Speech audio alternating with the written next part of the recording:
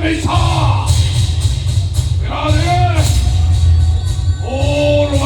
ମତେ ଛାଟ ମାରି ଶିଖେଇଥିଲେ ମିଛ ଆଉ ସବୁ ପାଠ ଫସର ଫସା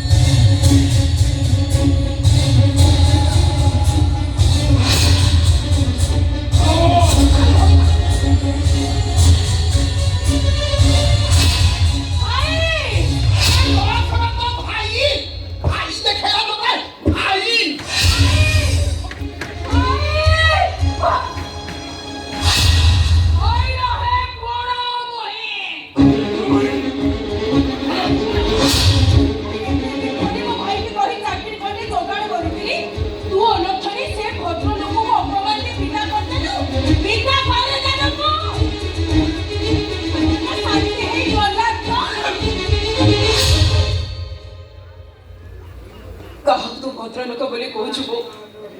ସେଇ ଲୋକକୁ ଯିଏ ଏବେ ତା ଝିଅର ଇଜ୍ଜତ ଦବାକୁ ବସିଥିଲା ଆଉ ବାବା ଯଦି ଠିକ ଟାଇମରେ ପହଞ୍ଚି ନଥାନ୍ତେ ତାହେଲେ ସେ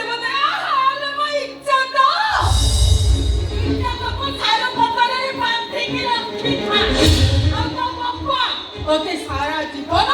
ଧରିକି ବସିବି ମୋ ଝିଅକୁ ମୋ ମୁଣ୍ଡରେ ମୁଣ୍ଡେଇ ବସିବି ମୂଳ ମଜୁରୀ ଲାଗି ତା ମୁହଁରେ ମୁଁ ଆହାର ଦେବି ଆଜିକି 20 ବର୍ଷ ହେଲାଣି ମୁଁ ତାକୁ ଖାଇବାକୁ ପିନ୍ଧିବାକୁ ଦେଇ ବଞ୍ଚେଇ ଆସିଛି ଆଜି ମୁଁ ଏମିତି ଅକର୍ମଣ୍ୟ ହେଇଗଲି ଯେ ଝିଅ ତାକୁ ମୋର ଚାକିରି କରିବାକୁ ପଠେଇ ଦଉଛ ମତେ ତ ଲାଗୁଛି ଟଙ୍କା ଲୋଭରେ ତୁମେ ମୋ ଝିଅକୁ ବିକି ଦେବାକୁ ବସିଛ